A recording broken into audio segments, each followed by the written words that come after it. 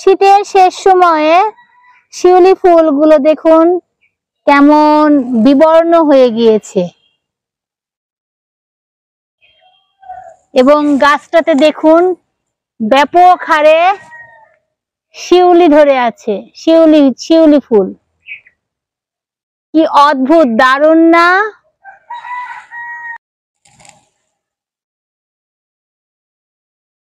দেখুন কি যে দারুণ দেখা যাচ্ছে একদম শেষ সময়ে শিউলিগুলো।